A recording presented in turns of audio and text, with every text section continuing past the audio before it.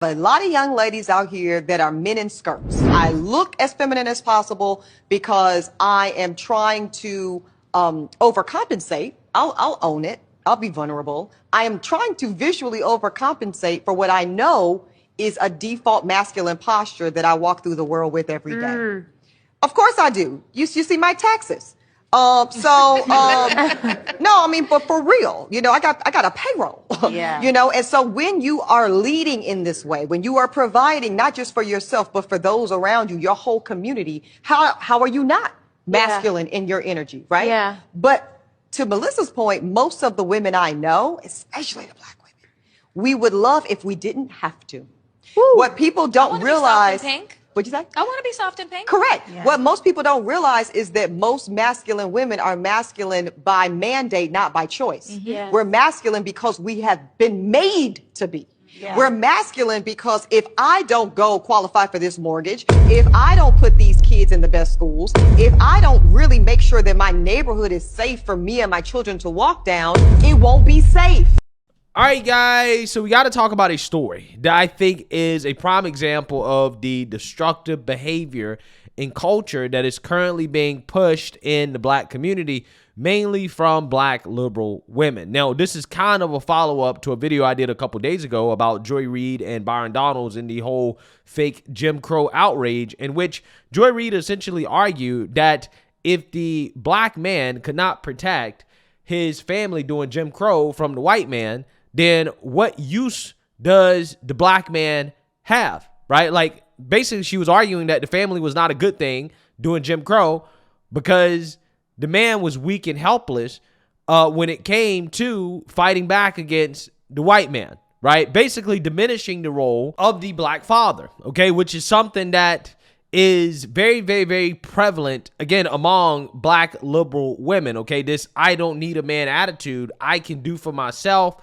And it is evolved to the point where it has gotten extreme to the point where you have some of these masculine, liberal, feminist women pushing single motherhood on other Black women because, again, they feel like no man lives up to their expectations, right? They don't really see the need for a man because they've been so empowered that they think that they can replace the man, right? The man is completely unnecessary, which again is what this story is about, involving Eboni K. Williams, somebody who I've talked about quite a bit on my channel. She's an author and a commentator on, I guess, cultural issues. Okay, she worked for the Griot, or she did. But she announces that she is pregnant with a baby girl via IVF. Now, again, why is this a big deal? It's because this woman has put out a series of videos on topics that kind of led up to this point, okay? The first video that I want to share with you guys is a clip of her talking about how she wouldn't date a bus driver, even though she has detailed her struggles dating, okay? She is having a hard time finding a man despite being a relatively attractive woman, even at 40 years old. She's having a hard time finding a man, and she can't quite figure out why, okay? But hey, she feels like she's too good to date the bus driver. Also are the fastest growing group of entrepreneurs, along with Latina women in America. Pew Research said that women are now out-earning men yes, in 22 of the largest cities in America, including where I live, New York, DC, LA, you name it. When we talk, and I know that you've said that you cannot teach a man or tell a man how to be a man. So I will not ask you to indict men in this question. But I do want you to speak, Ayanla, to how women need to, position ourselves so that we can be in our divinity, so we can have our crowns right, how we can create and not build, when some of us, quite frankly, feel that the men that are available to us, and I'm talking about across the color spectrum, across the age spectrum, trust me, I've done them all, they are not positioned to protect nor provide because of some of the statistics we just talked about. They're not earning the incomes. They're not having the resources, and some of them are not even showing up in the leadership. Would you date a bus driver? Would you date if he owns the bus? If he owns it, if he owns the bus, that's a problem. That's a problem. That's a problem Okay. because the standards and requisites, and I'm not talking about him laying on his sofa playing video games all day. I'm not talking about Mm-hmm. that. But the standards and the criteria that we use to measure men is off for who we are as women and who they are in this society.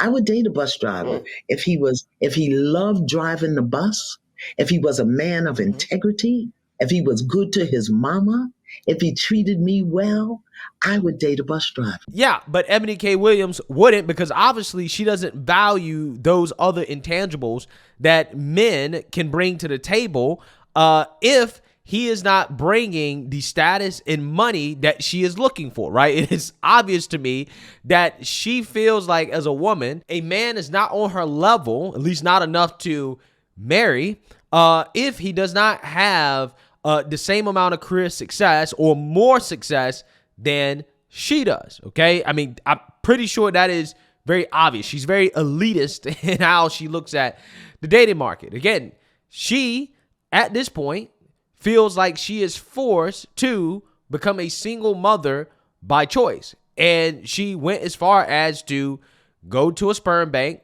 to get sperm and to impregnate herself via IVF in order to become a single mother by choice, and then decided to push this on black women as an option who can't find suitable men. And that means that single motherhood by choice is going to be an option that more and more black women consider and even exercise.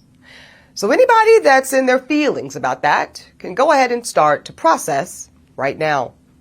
Because black women that have the privilege to embark upon this expensive and oftentimes lengthy process will increasingly decide to forego marriages and partnerships that do not serve us and that are not in our best interests.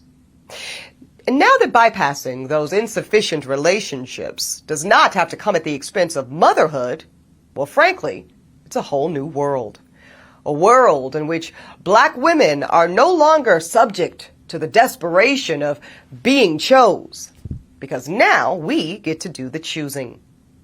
And as we choose, we do have to contend with the reality of a dismally small supply of black sperm. Because most black women on this journey, we want to create children that look like us and that look like our families, and that means we want black sperm. And as we heard from Reese Brooks, it's the definition of slim pickings, and sometimes that means compromising on this aspect of your journey. Now, I am extremely fortunate that I was able to secure 2 vials of black sperm from California Cryobank when I embarked on this part of my journey last fall. Yeah, so it must be noted that this pro-black woman who claims to seek black sperm so desperately apparently was engaged to a white guy, right, by the name of Stephen Glenn. Now, this guy is the CFO of some company. He works in finance in New York.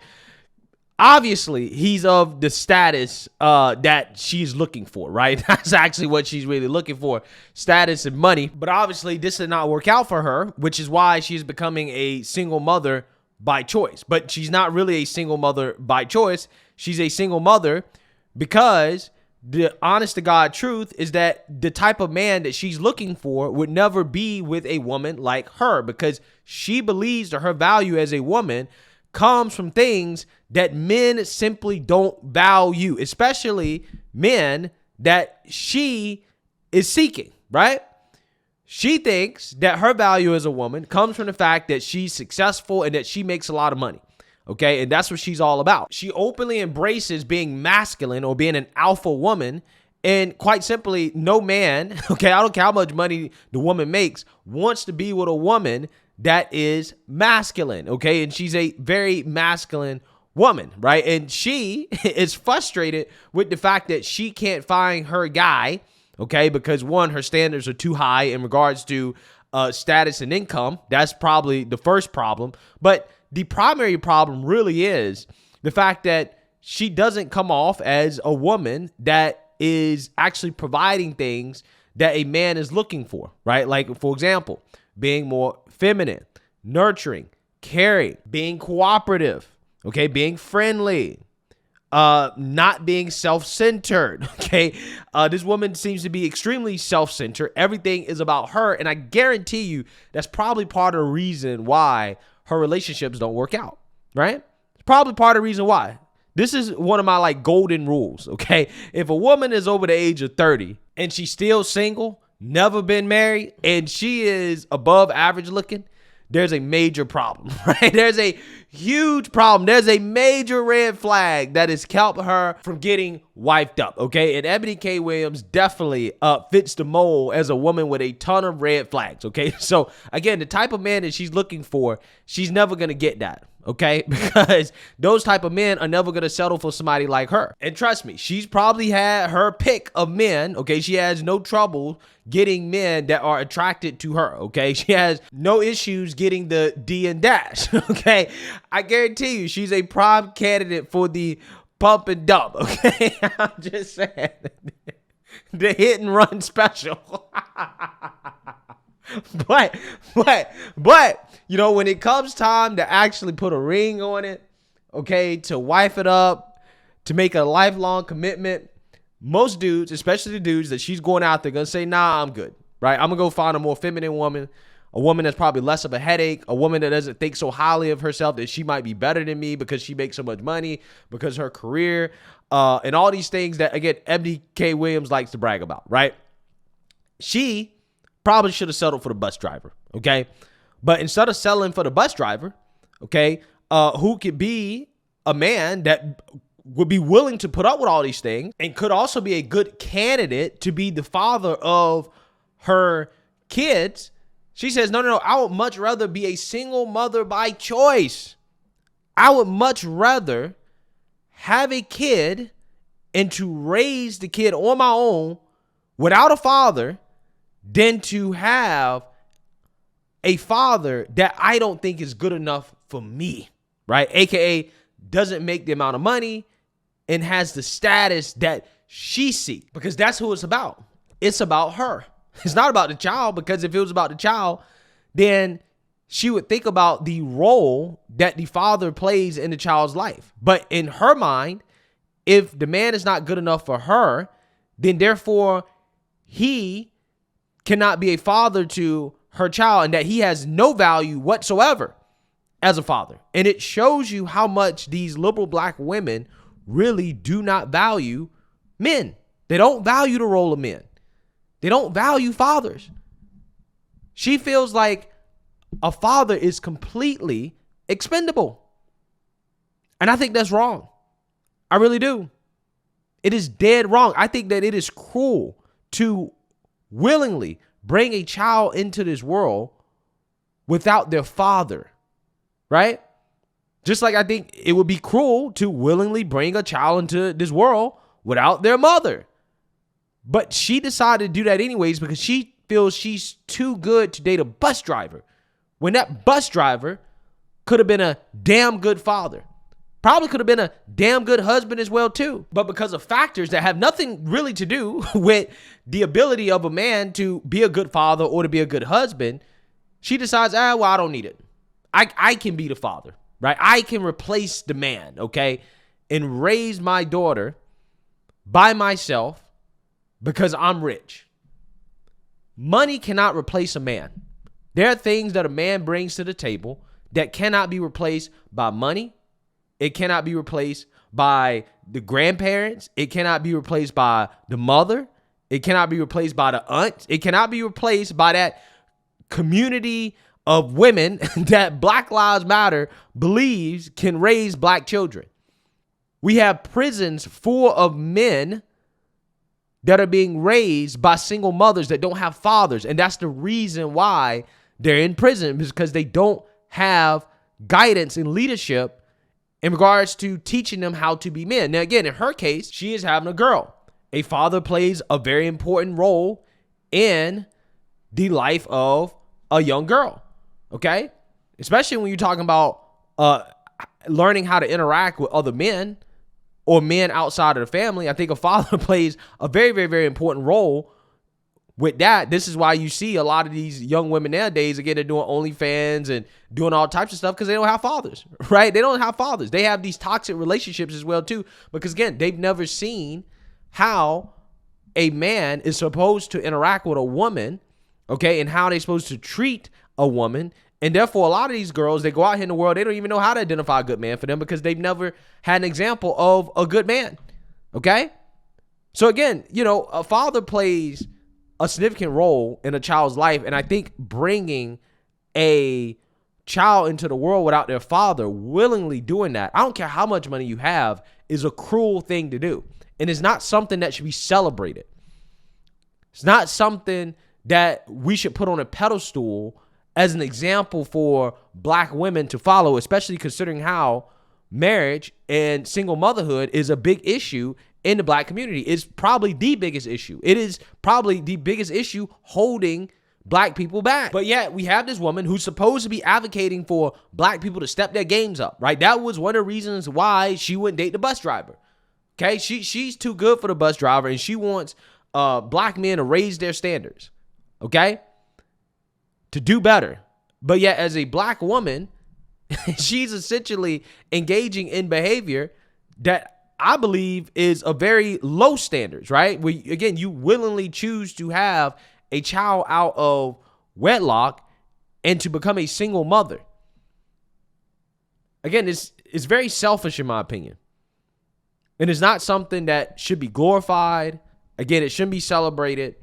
And it really is a shame. Like, I really legitimately feel bad for this child because I do think it's a cruel thing to bring a child into this world without his father. I really hate the fact that the role of men, the value of men, are being actively diminished by these women who think that they're better than men simply because they can work a job or get a career and to do things that are not traditionally something that women have done before. So now they think that they're better than the man. They can replace the man completely. Again, to the point where, again, they're like, nah, my child doesn't need a father. And that's sad. It really is sad. I personally think that the bus driver would have been a damn good father. But hey, what do I know? I'm just some dude on the internet, okay? She is a fancy, educated lawyer, multimillionaire. So she knows better than everybody else, okay? Apparently. Let me know what you guys think. Make sure you like, comment, and subscribe. Most importantly, share a black conservative perspective. Peace.